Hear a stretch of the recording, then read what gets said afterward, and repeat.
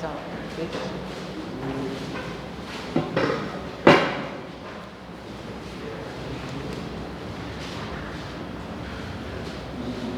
Evangelho de João, capítulo 17. Vou pegar aqui como um ponto de partida, embora a gente vai ler muito pouco hoje, apenas, provavelmente, duas passagens bíblicas. Daqui eu quero apenas um versículo. É muito interessante, uma coisa que eu sempre gostei, desde que eu conheci a Bíblia Sagrada, foi a oração sacerdotal, que é essa de João capítulo 17. A oração sacerdotal, porque essa oração, ela inclui a mim, ela inclui você, porque Jesus, ele ora por todos, inclusive por nós, por aqueles que iriam conhecê-lo.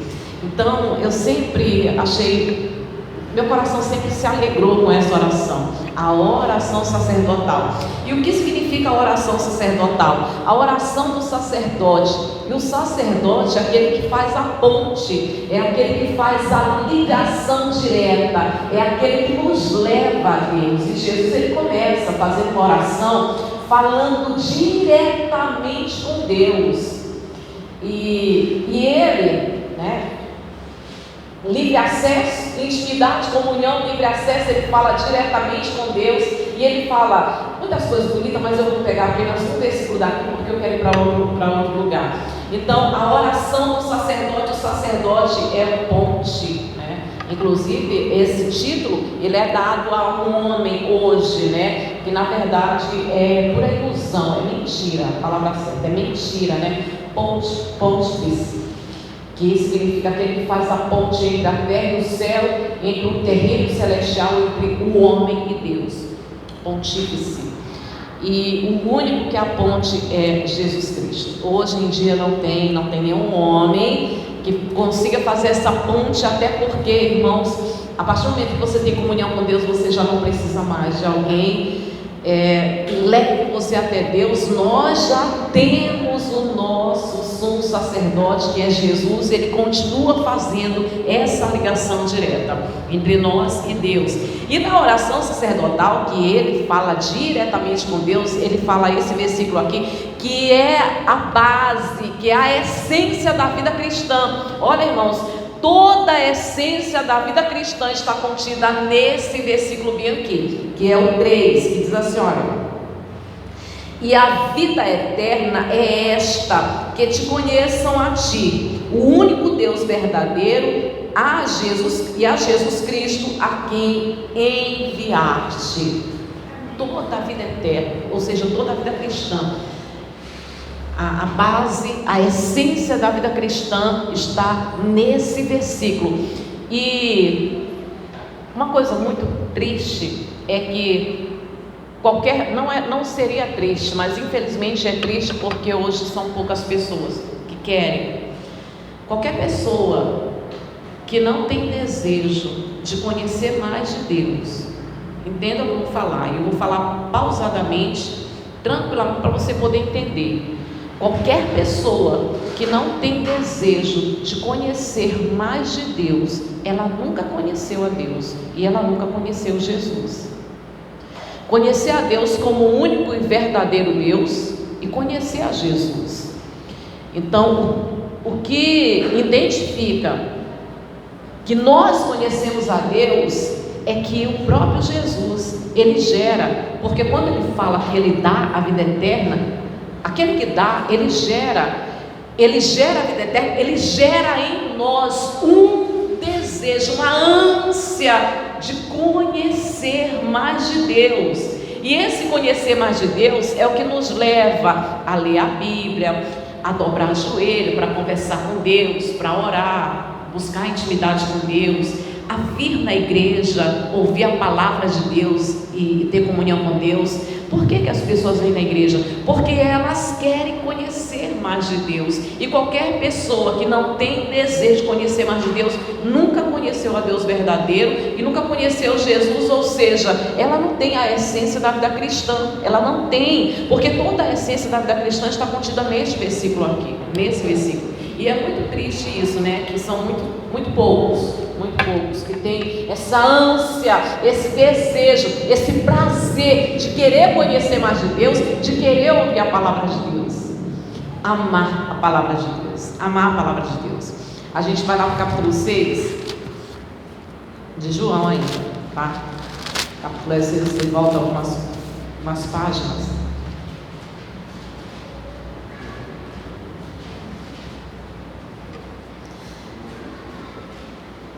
O discurso de Jesus. Aqui não eram 12, mas deveria ter uma base de uns 120 discípulos. Não eram, volto a dizer, não eram 12, tá? Ali tinham muitas pessoas ouvindo o discurso de Jesus, muitas pessoas, e Jesus, ele começa a pregar, ele começa a discursar. E na pregação de Jesus, ele está falando a respeito de... A primeira coisa que choca quem está ouvindo ele, os discípulos e os judeus, os religiosos, os líderes, é o fato de ele falar que todos aqueles que saíram do Egito, comeram pão, morreram no deserto. Então, aquilo dali já choca os líderes. Mas ele começa também a falar que para ter a vida eterna é preciso comer da carne dele e beber do sangue dele. Aquilo choca os discípulos. Não estou falando dos 12, tá? Mas choca porque, volto a dizer, não eram 12, ali havia muito mais discípulos. Então choca os discípulos. Temos na Bíblia detalhadamente que uma certa vez Jesus enviou 70 discípulos, mas acredito que nesse daqui havia muito mais ouvindo as pregações de Jesus, pessoas que estavam seguindo Jesus, que haviam se colocado como servos de Jesus, que estavam caminhando com Jesus e aceitaram o ministério de trabalhar ali ao lado de Jesus. Aí ele diz assim, a gente pega João capítulo 6, a gente vai lá para o finalzinho do 6, que é o 60 aí, 60, vou pegar o 60, não é bem onde eu quero não, mas a gente vai chegar lá onde eu quero. Muitos dos seus discípulos, tendo ouvido tais palavras, disseram: duro é este discurso, quem o pode ouvir? Mas Jesus, sabendo por si mesmo que eles murmuravam a respeito das suas palavras, interpelou-os: isto vos escandaliza? Que será, pois, se virdes o Filho do Homem subir para o lugar onde primeiro estava? Dá uma pausa. Jesus fazendo um discurso. Quando ele fala aqui, para receber a vida eterna, não tem que comer a carne de Jesus, beber o sangue de Jesus, eles começaram a murmurar entre si, os líderes e os discípulos. E ninguém precisou falar, mas Jesus por si mesmo, sabendo a respeito daquela murmuração, ele diz assim: isso vos escandaliza? Se vocês estão se escandalizando com essa palavra, imagine o que virá depois. A morte de Jesus, porque para a maioria eles tinham como cultura que a morte era o fim. A morte era o fim de tudo. Então aquele que veio como filho de Deus e veio como o rei, iria morrer da maneira mais escandalosa, da pior maneira que existia na época. Então ele diz assim: se vocês estão escandalizados com essas palavras, imagine com a morte. Vocês vão se escandalizar com a morte e também ao ver o Filho do Homem subir. Ou seja, vocês não vão crer na ressurreição, porque a morte para eles era o fim e logicamente não iriam acreditar na ressurreição. E quando ele fala vocês se escandalizam, todos aqueles ali de fato estavam escandalizados. Ninguém precisou falar para Jesus, eles estavam escandalizados, porque o discurso era duro. Ainda hoje, muitas das vezes o discurso é duro. Muitas das vezes a palavra ela confronta, ela pressiona a gente contra a parede. Outro dia eu falava aqui que muitas das vezes eu me pego a minha maior inimiga sou eu mesmo, não é o diabo. O diabo, eu nem ligo para esse tal. Lógico que eu persigo, eu oro, eu repreendo, mas ele perdeu todo o domínio sobre a minha vida. Ele não é o meu maior inimigo sou eu mesma. E muitas das vezes eu me pego lutando com a minha vontade que quer prevalecer. E eu sei que para muitos aqui parece incompreensível, porque para você é tão fácil fazer a vontade de Deus. Eu vou falar uma coisa para vocês: se você amadurecer e chegar um tempo na tua vida que você tiver que tomar muitas decisões, você vai entender o que eu estou falando. Porque muitas das vezes as nossas decisões, nós achamos o que é certo, nós achamos que vai ser melhor, e nós queremos, e muitas das vezes a pressa, e nós queremos, mas quando vem aquela voz suave no nosso coração, e muitas vezes dizer para Deus, eu quero, mas seja feita a tua vontade, é muito difícil. E às vezes a palavra de Deus continua sendo um duro discurso, continua sendo. Aquele discurso foi duro, foi difícil de ouvir, e muitas das vezes, irmãos, e olha que esses anos todos que eu estou na presença de Deus, ainda hoje alguns discursos de Jesus que eu leio e que vem ao meu coração, é duro de ouvir, é duro. Quando pressiona a gente na parede, é duro de ouvir. Só que o interessante é que Jesus, ele não muda o discurso dele. Ele não muda, porque a verdade não muda. A verdade não mudou e não muda, e ainda hoje não muda. E a verdade de Deus, a palavra de Deus, não vai mudar para nos agradar, para nos deixar quietos na presença de Deus. Se você quiser ficar na presença de Deus, a palavra de Deus não vai mudar para você ficar. Se você quiser servir a Deus por causa de um discurso melhor, de uma palavra de conforto, de uma palavra mais doce, mais branda, porque você quer uma boa palavra, a palavra de Deus, ela não vai mudar para você ficar na presença de Deus. Nunca vai mudar. Somos nós que precisamos mudar por causa da palavra, porque ela nunca vai mudar por nossa causa. Se nós não quisermos permanecer na presença de Deus, a palavra de Deus não vai mudar. A gente vai sair, livre-arbítrio, a gente vai sair. E quando ele diz, isso vos escandaliza, imagine se vocês virem a morte, que vocês consideram que é o fim, vocês vão ver o filho do homem morrer, vocês vão achar que acabou tudo, e a questão da ressurreição, vocês não vão acreditar, vocês vão se escandalizar ainda muito mais. E olha só como a palavra de não muda, tanto que, continuando aqui, cadê o controle? Que esse ventilador, esse ar-condicionado aqui,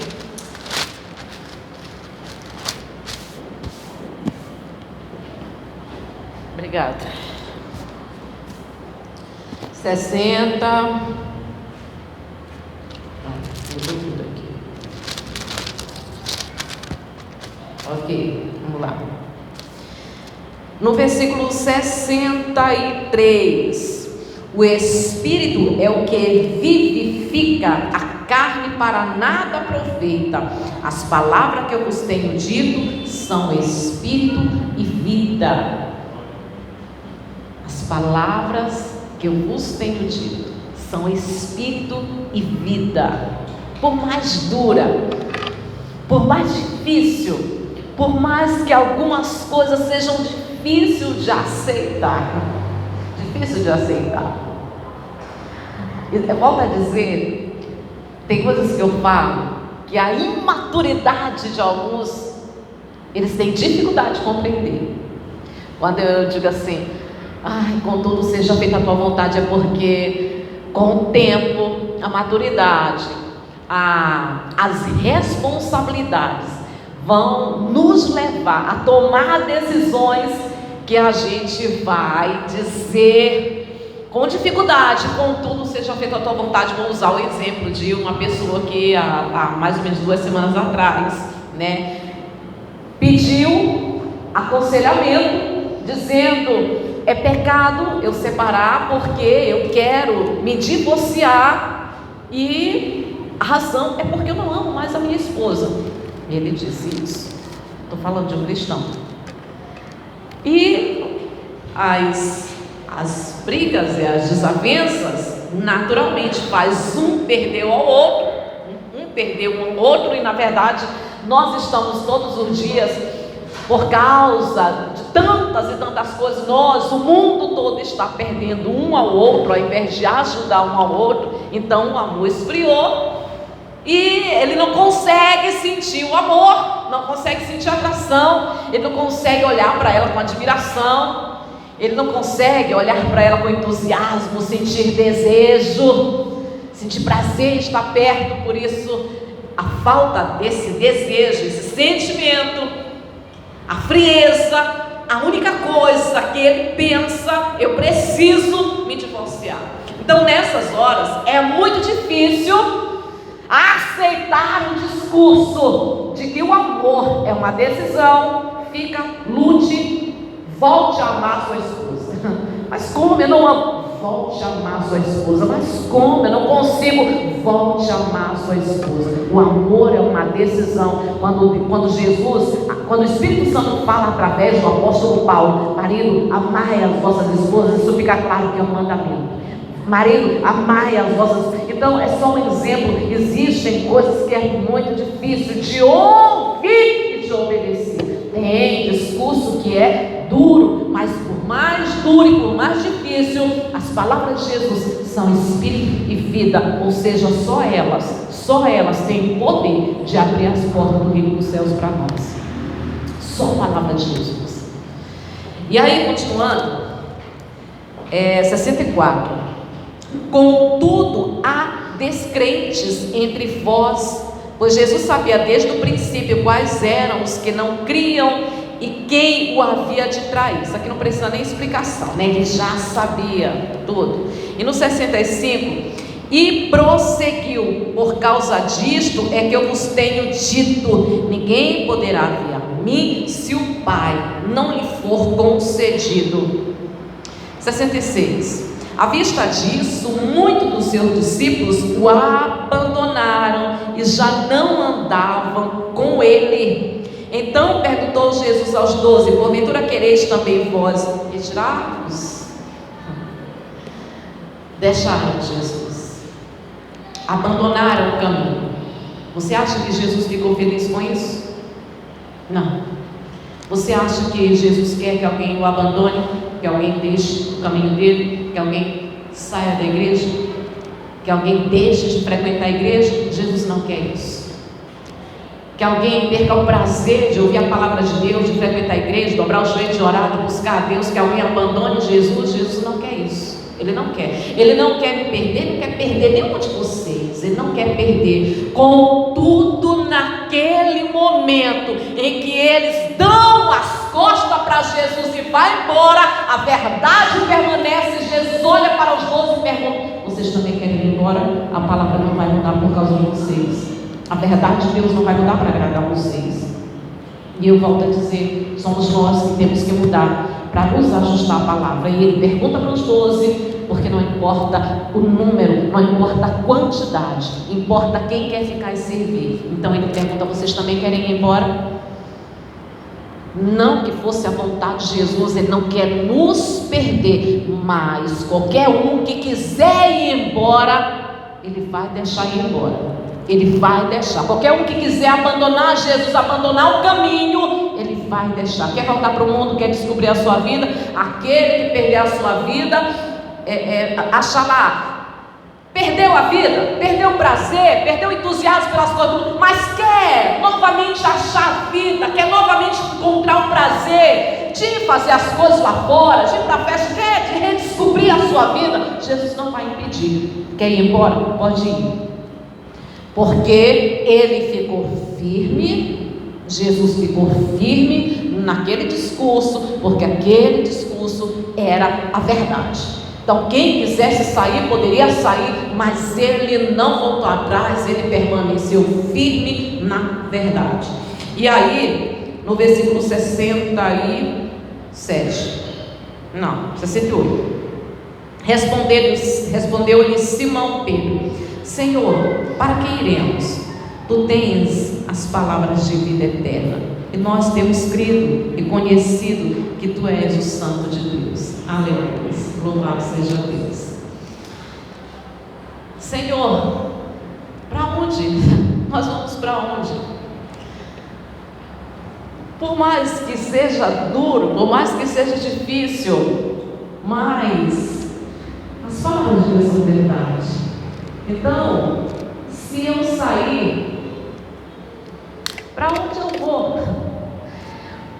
Se eu der as costas e ir embora, para onde?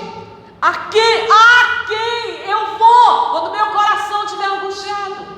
Senhor, a quem eu vou quando eu estiver triste?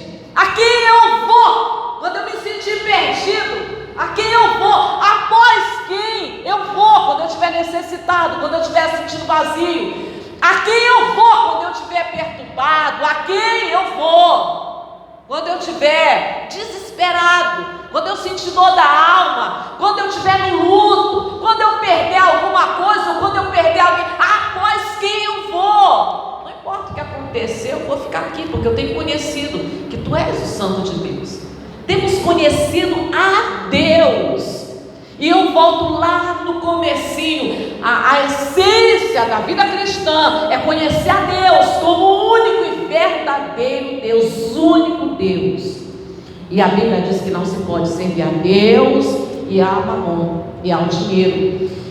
Não, mas eu não tenho dinheiro. Mas aquilo dali está se colocando prioridades. Prioridades, Deus, porque esse é o mandamento mais importante. Amar Deus sobre todas as coisas. Então, a partir do momento que alguma coisa é importante para mim e eu deixo de me dedicar a Deus por conta de algo ou de alguém, eu já estou quebrando o primeiro e o principal mandamento, o mandamento mais importante, que é amar Deus sobre todas as coisas.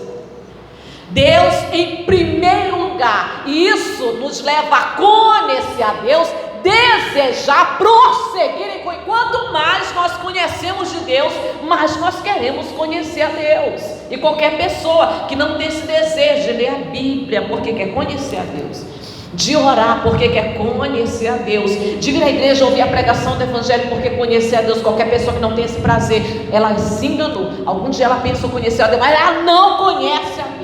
Ela não conhece, porque quem conhece a Deus é gerado dentro dele vida, o Espírito e a vida, a vontade de ter cada vez mais de Deus e comunhão e conhecer mais de Deus. E Jesus, como aquele que foi enviado por Deus para ser a ponte, para ser a ligação, para ser o sacerdote, é através dele que é aberto as portas do reino dos céus para nós. É através das palavras de Jesus, estão todas aqui, e a gente aqui repetindo, né? Você lendo aí comigo, e na minha Bíblia, as palavras de Jesus está em vermelho aqui, destacando, está destacando, e as palavras de Jesus, é ela que gera em nós espírito e vida, ou seja, essa vida eterna, vida para sempre, é ela que nos mantém vivo, de maneira que nem a morte pode nos destruir, nem a morte.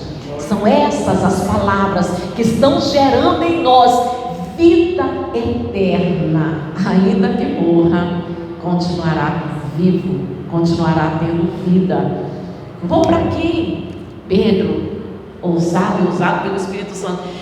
Eu vou ficar, a palavra é dura, a palavra é difícil, o discurso é difícil de ouvir, é difícil de aceitar, é difícil de praticar, mas eu vou ficar. Sabe por quê? Porque eu acredito que a minha vida pode ser melhor, pode ser feliz e pode ser abençoada, sendo dirigida pelas Tuas palavras, sendo guiada pelas. Eu creio que eu posso viver bem, melhor e feliz, sendo orientado, sendo guiado pela Tua palavra. Então eu vou ficar, porque eu acredito, porque o Senhor está pregando. Eu acredito na Tua palavra, eu acredito no Teu discurso. Eu não vou para lugar nenhum, porque eu creio creio que as tuas palavras vão abrir as portas do reino dos céus para mim. E se eu sair da tua presença, quando eu tiver o meu coração cheio de tristeza, de angústia, de sofrimento, eu vou, pois quem? Eu vou ficar. Independente do que acontecer, eu vou ficar com Jesus, porque eu sei, independente do que acontecer, dentro de mim está gerando vida eterna. E o melhor sempre vai vir. E eu vou viver o melhor, porque a palavra de Deus vai me guiar para viver o melhor, a tomar as decisões corretas e a viver aquilo que Deus tem preparado para mim. Amém, Jesus? Louvado seja Deus. Se coloca de pé, vamos fazer uma oração? Vamos fazer uma oração?